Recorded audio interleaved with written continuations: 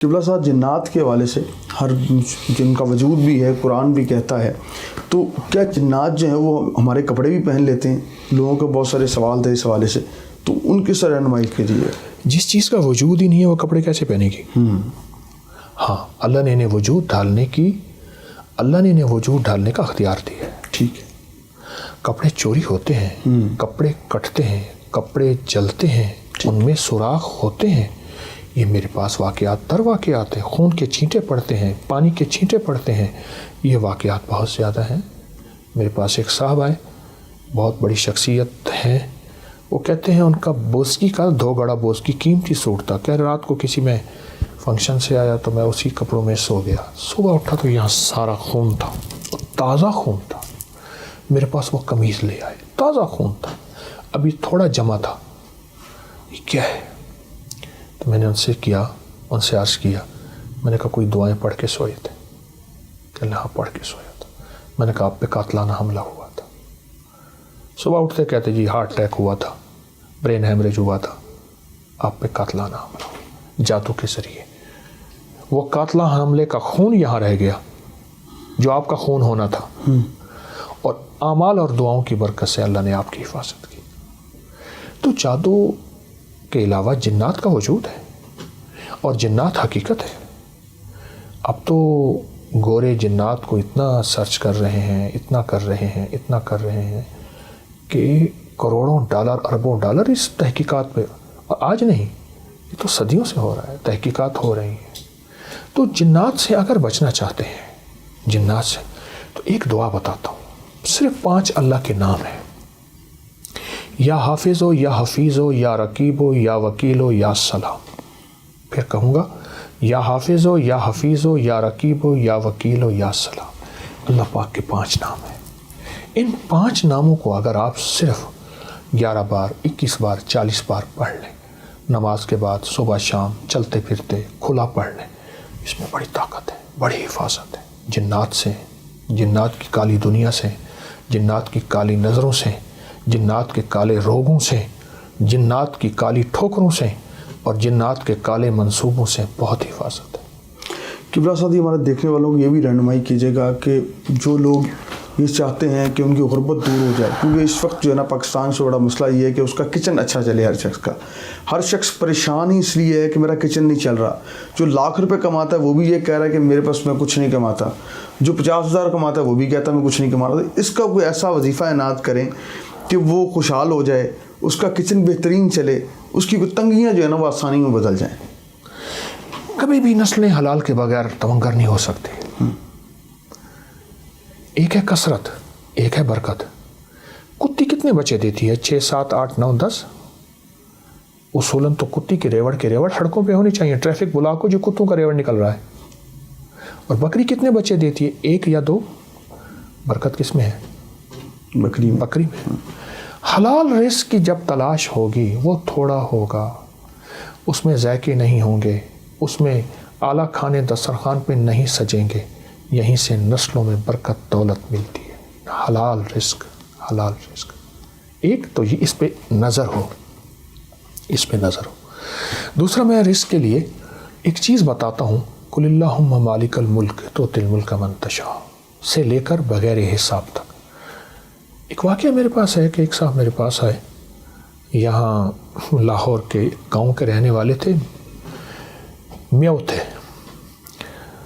ایک آدمی، شریف آدمی، مجھ سے کہنے لگے کہ بیٹیوں کی شادی ہے، گھر میں غربت ہے، ایک گاؤں میں رہتا ہوں، یہاں بارڈر، یہ واگا بارڈر کے ساتھ ایک گاؤں میں رہتا ہوں، بہت پریشانی ہے۔ تو میں نے ان سے کہا پڑھے ہوئے ہیں؟ کہا نہیں۔ میری بیوی پڑھی ہوئی ہے بیٹے؟ میں کہ نہیں۔ مرد جب تک وظیفہ تسبیح نہیں کرے گا، اکثر بیویوں کو پکڑا دیتے ہیں، بات نہیں بنے گی۔ اللہ نے مرد کو گھر کا وارث بڑا بنایا ہے، سربراہ بنایا ہے۔ کہ میں یاد کر لوں گا، میں نے کہا یہ آیت یاد کرے، اور پھر سارا گھر اس کو پڑھے ایسے جیسے کوئی پاگل دیوانہ، بہت زیادہ پڑھے۔ کہیں مجھے ملے تھے، انہوں نے کہا جی ہمارے دوست ہیں، ان کی بات سن لیں۔